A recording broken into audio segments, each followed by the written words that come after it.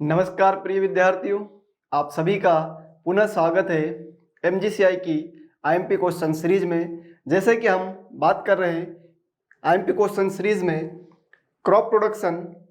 अब तक की कहानी में हम लोगों ने बहुत ही महत्वपूर्ण प्रश्न उद्यान शास्त्र अर्थात हॉर्टिकल्चर के देखे। उसी कड़ी में कुछ और महत्वपूर्ण प्रश्नों की हम चर्चा करेंगे जो कि आईएमपी क्वेश्चन सीरीज का हिस्सा है और इससे आपको निश्चित तौर पर बहुत ही फायदा होगा। तो आइए दोस्तों, बिना विलंब के हम स्टार्ट करते हैं। जैसे कि हमारे सामने एक बहुत अच्छा प्रश्न दिखाई दे रहा है।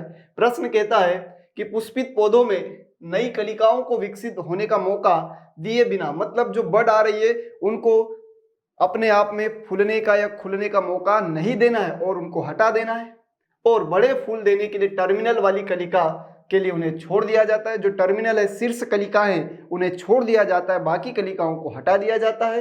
निम्न में से किस रूप में जाना जाता है? जैसे कि आपको पता है, हम उत्तर पर जाने से पहले सभी ऑप्शन को चर्चा करते हैं, उसके बाद उत्तर पर जाते हैं। तो बिल्कुल हम उसी तरह से सारे ऑप्शन के बारे में जानेंगे, लेकिन पहले हम एक एक के बारे में जानते हैं, फिर हम उत्तर पर चलेंगे। चलिए, तो सबसे पहला जो ऑप्शन हमारे पास यहाँ पर है वह है पिंचिंग। तो पहले हम पिंचिंग की बात करते हैं भैया। पिंचिंग क्या चीज होती है? ठीक है, पिंचिंग क्या होता है?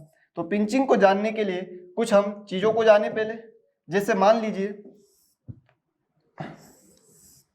ये बड है और इन्हीं बड से इस तरह से लिप्स लगी है, पत्तियां लगी है, और इन पत्तियों को 2 से 3 पत्तियां होना चाहिए कम से कम 2 to 3 लिप प्रेजेंट होना चाहिए।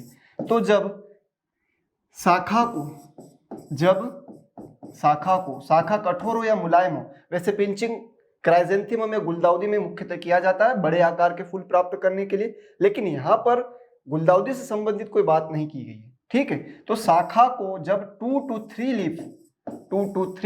लीफ 2 से 3 पत्तियों के साथ शाखा को तोड़ा जाता है, तो उस प्रोसेस को हम कहते हैं पिंचिंग। तो यहाँ पर शाखा तोड़ने की तो कहीं बात हुई नहीं, इसलिए ऑप्शन में पिंचिंग तो है लेकिन उत्तर नहीं आएगा। लेकिन हमें क्लियर होना चाहिए कि पिंचिंग होता क्या है। क्लियर हो गया भैया पिंचिंग। दूसरा है थिनिंग आउट। दूसरी जो बात हमारे सामने निकल कर आ रही है वह है थिनिंग आउट। तो आइए इसके बारे में भी जानते भैया कि थिनिंग आउट क्या चीज होती है। और तो थिनिंग आउट के बारे में भी जान लेते हैं डियर स्टूडेंट। आओ भैया, थिनिंग आउट क्या होता है? थिनिंग आउट, हिंदी में इसे हम कहते हैं विरलन। अब विरलन और सघन आप समझ गए होंगे, फिजिक्स में आप पढ़ते हो सघन माध्यम और विरल माध्यम, तो उसी प्रकार से यहाँ पर बात हो रही है। मान लीजिए कोई पौधा है, कोई उद्यान वाला वृक्ष है, ठीक है, इसमें सारी शाखाएं क्या हो गई, बहुत पास आ गई है, डेंस हो गई है। शाखाएं क्या हो गई, कुछ इस तरह से आकर डेंस हो गई, आपस में उलझ रही है।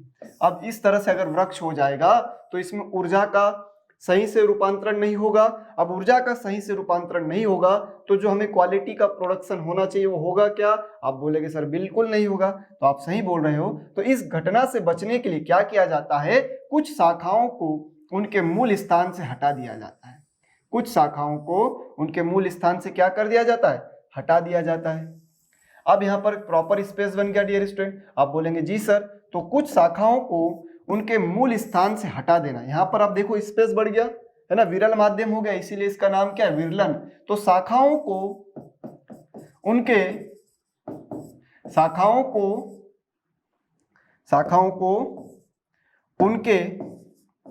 मूल स्थान से हटा देना, मूल स्थान से हटा देना ही क्या कहलाता है, विरलन या थिनिंग आउट कहलाता है। इसी प्रकार से एक चीज है हेडिंग बैक, जिसे हम शीर्षस्थ संवरण या छाटना या छांगना कहते। तो हेडिंग बैक की अगर हम बात करें तो ये क्या होता है, तो आइए देखते बेटा, हेडिंग बैक भी हम देख लेंगे।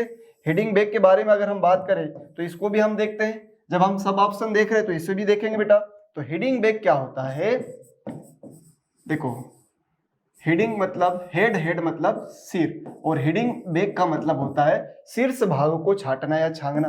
कभी कभी आप देखते होंगे पौधे में इस तरह से शाखाएं निकली है, और अब इन शाखाओं का जो अग्रभाग है, ठीक है, या तो वो किसी कारणवश खराब हो गया या हमें उसकी आवश्यकता नहीं है, तो जब हम शाखाओं के कौन से भाग को, क्लास अग्रभाग को हटा देते हैं, तो इसे ही कहा जाता है हेडिंग बैक, छाटना या छांगना। ठीक है, तो इस तरह से जब हम क्रिया करते हैं तो इससे पौधे को रिलैक्स मिलता है, ऊर्जा का स्थानांतरण सही दिशा में होता है, इसलिए हम उसके अगले भाग को या ऊपरी भाग को या शीर्ष भाग को काट देते हैं, उसे ही कहते हैं हेडिंग बैक। हेड मतलब शीर्ष को ही हटा देना हेडिंग बैक कहलाता है।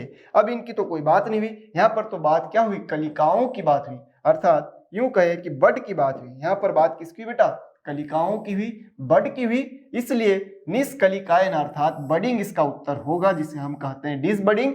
और ऐसा करने से किस आकार के, बड़े आकार के फूल प्राप्त होते हैं। इसके हम चित्र के माध्यम से देख सकते हैं। जैसे कि हम देखें, ये देखिए क्राइजेंथेमम में भी होता है, ये हॉरिजेंटल या सहायक बड्स है, लेकिन टर्मिनल बड्स को छोड़ देना है, शीर्ष बड को नहीं तोड़ना है। क्यों? क्योंकि इसमें ऑक्सीजन का प्रभाव ज्यादा है और ये वैसे ही बड़ा फूल बनेगा पहले से, लेकिन और ज्यादा इसमें एनर्जी ट्रांसफर हो जाएगी, इसलिए इसको नहीं तोड़ना है। जो नीचे की अनावश्यक कलिकाएं हैं उन्हें हम क्या कर देंगे, इस तरह से पिंच कर देंगे, हटा देंगे। ठीक है, पिंच करना है मतलब 2 से 3 पत्तियों के साथ तोड़ना, लेकिन कली को हटा रहे हैं, इसलिए यहाँ पर हम पिंचिंग शब्द कहना एप्रोप्रिएट नहीं होगा।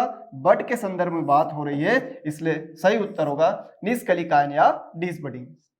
चलिए, हमने बहुत ही महत्वपूर्ण जानकारी इस प्रश्न के माध्यम से देख ली डियर स्टूडेंट। निम्नलिखित में से क्या संरक्षण की भौतिक विधि नहीं है? तो यहाँ पर बहुत सारे प्रश्न बन सकते हैं। ठीक है, पहले तो हम इस प्रश्न को पढ़े शांति से कि संरक्षण की भौतिक विधि नहीं है।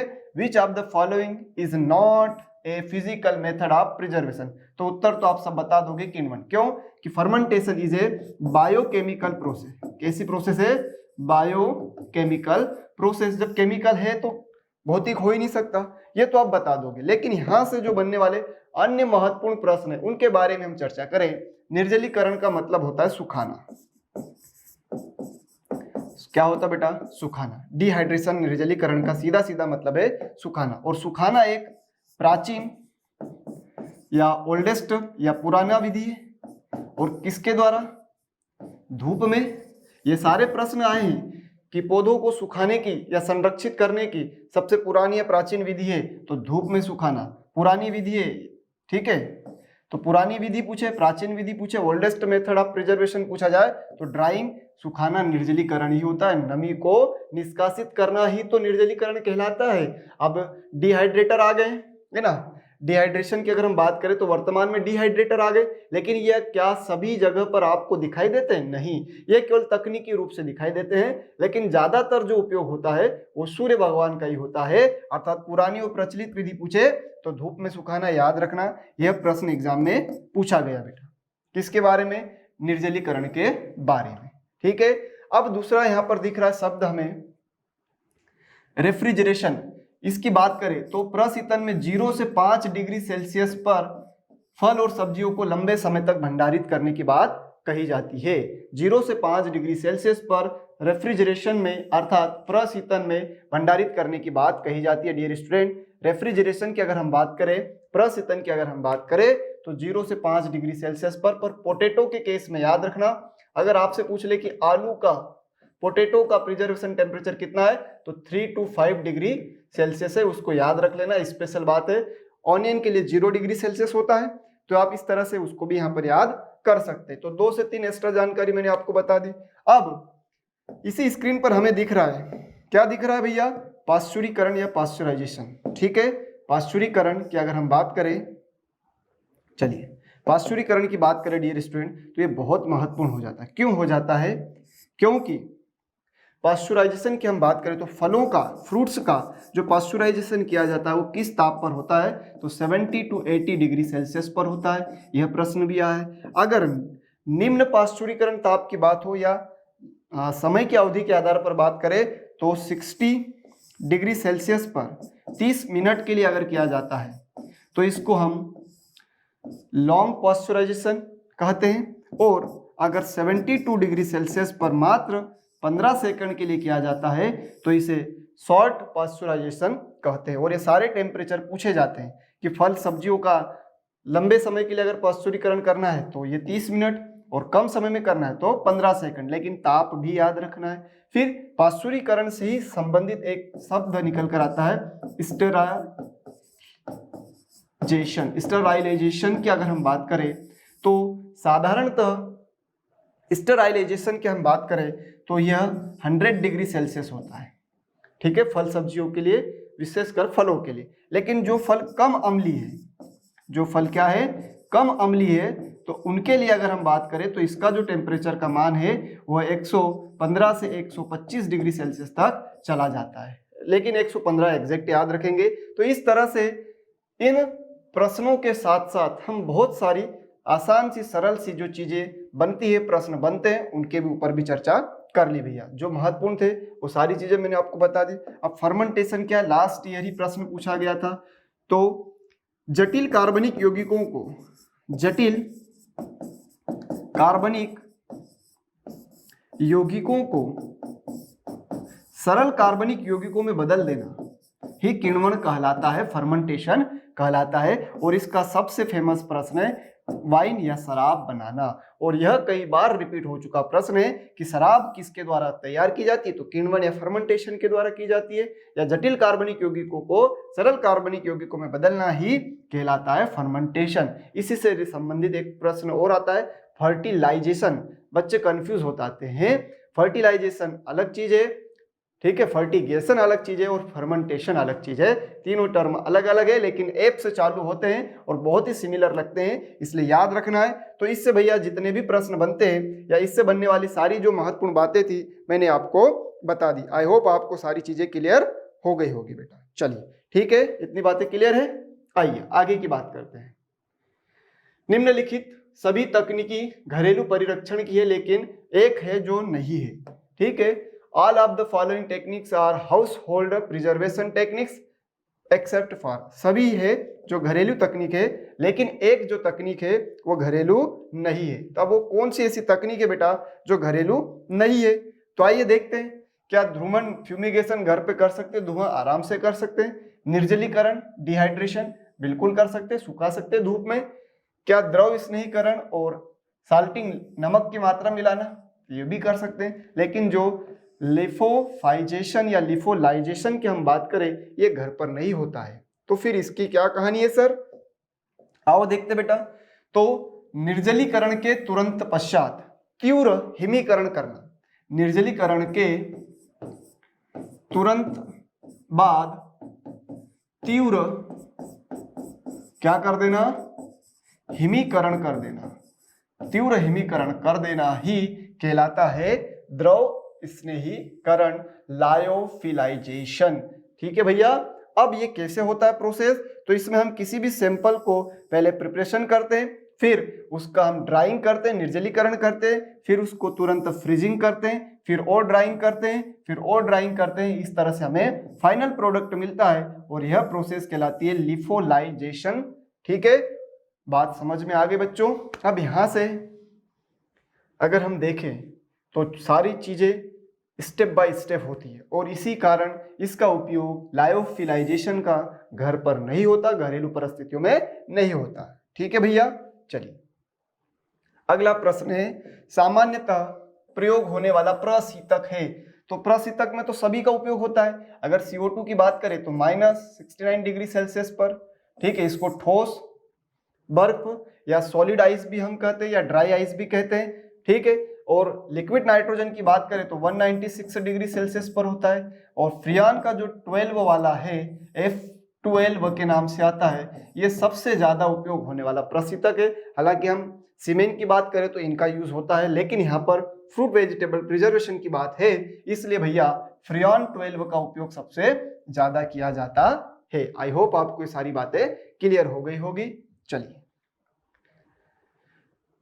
शुष्कन से पहले कुछ फलों को प्रयोग किए जाने वाला एंटी डार्कनिंग उपचार। एंटी डार्कनिंग उपचार क्या होता है, तो हम बात करें यहाँ पर ब्लांचिंग ही इसका उत्तर होगा।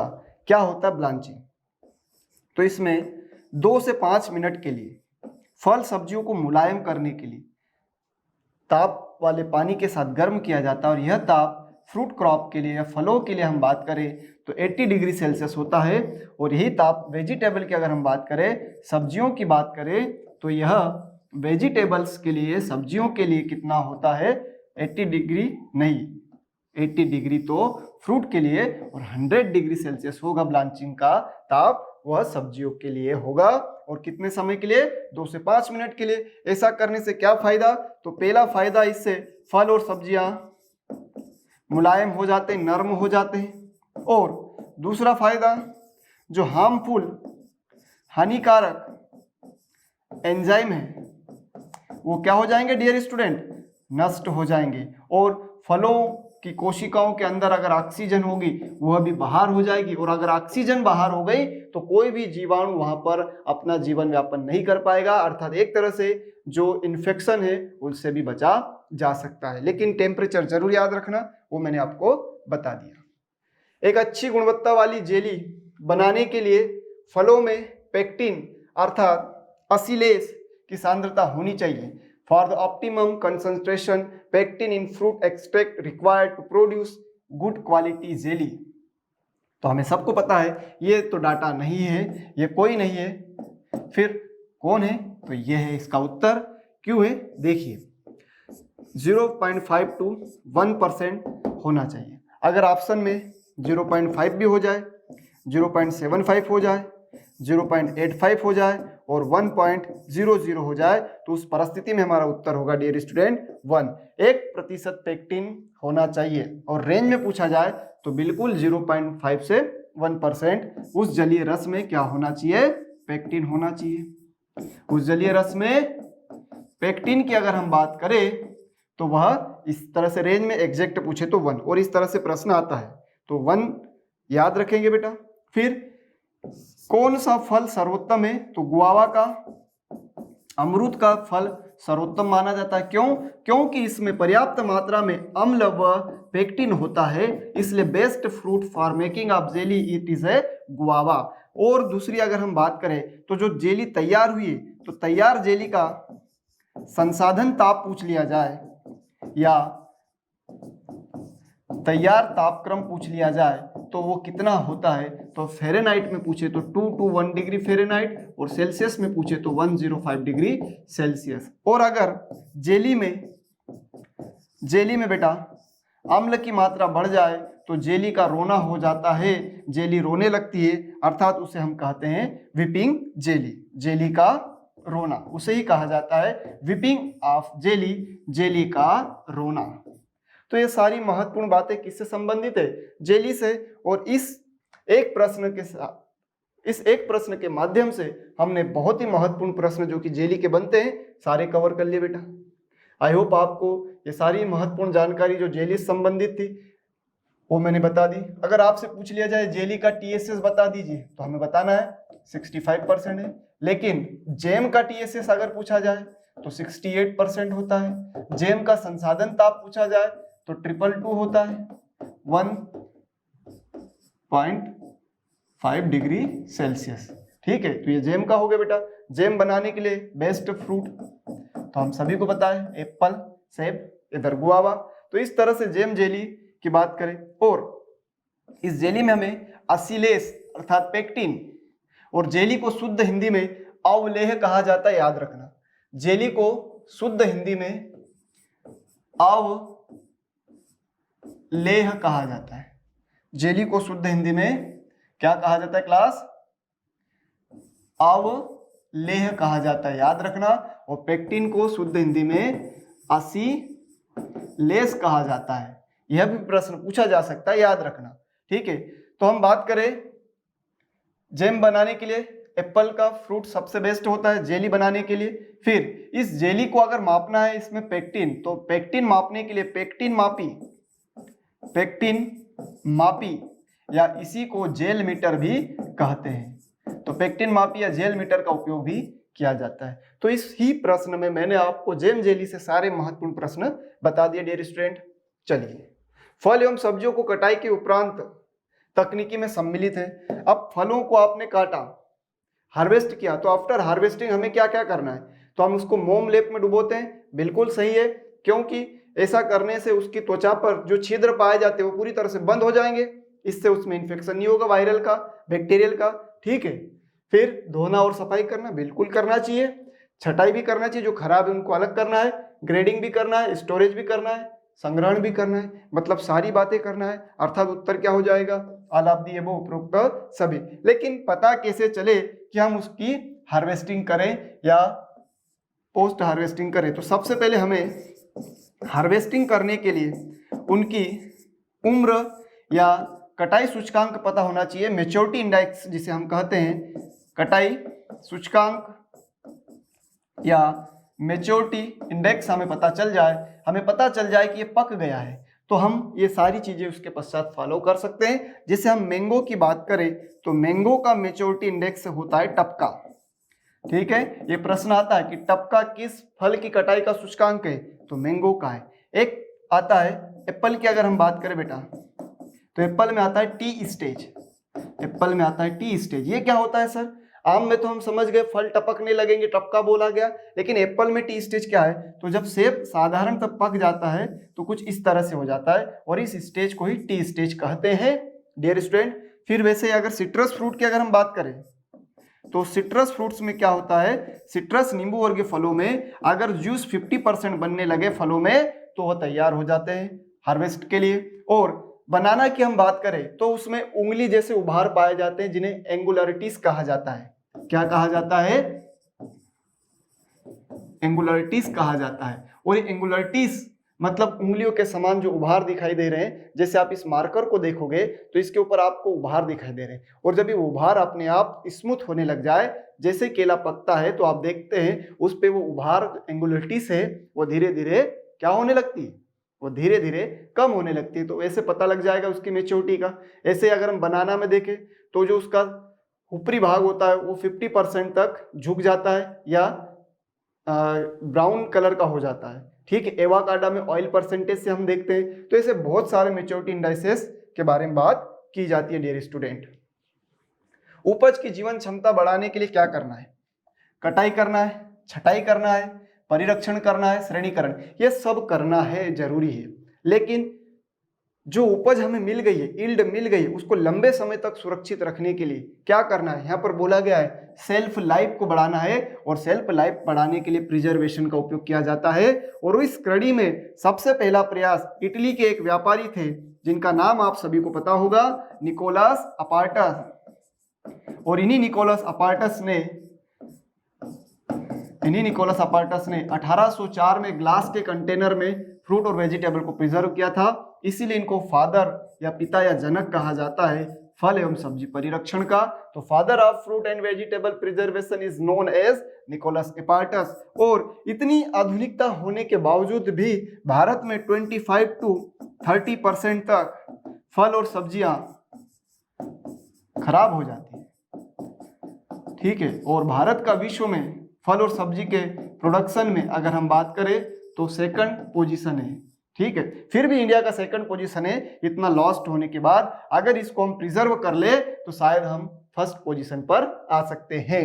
तो ये निकोलस अपार्टस साहब ने प्रिजर्वेशन के बारे में इतनी सारी बातें बताई, और इसीलिए इन्हें फादर या पिता या जनक कहा जाता है। परिरक्षण के अभाव में भारत में फल सब्जियों का लगभग कितना बेटा? तो लगभग अगर हम देखें तो 25 से 30% भाग क्या हो जाता है? नष्ट हो जाता है। और इसी प्रिजर्वेशन को और आगे बढ़ाने के लिए CFTRI अर्थात central food technology research institute, केंद्रीय खाद्य प्रौद्योगिकी अनुसंधान संस्थान CFTRI की स्थापना की गई थी, जो जगह थी मैसूर 1950। तो मैसूर में 1950 में इस तरह का एक अनुसंधान संस्थान भी खोला गया ताकि इसको और ज्यादा अच्छे से प्रोग्रेसिव बनाया जा सके। तो इतनी बहुत सारी महत्वपूर्ण जानकारी इन क्वेश्चन के माध्यम से हमने देखी। मैं उम्मीद और आशा करता हूं कि ये सारे प्रश्न, सारी जानकारी आपके लिए बहुत ही लाभदायक सिद्ध होगी। धन्यवाद प्यारे विद्यार्थियों।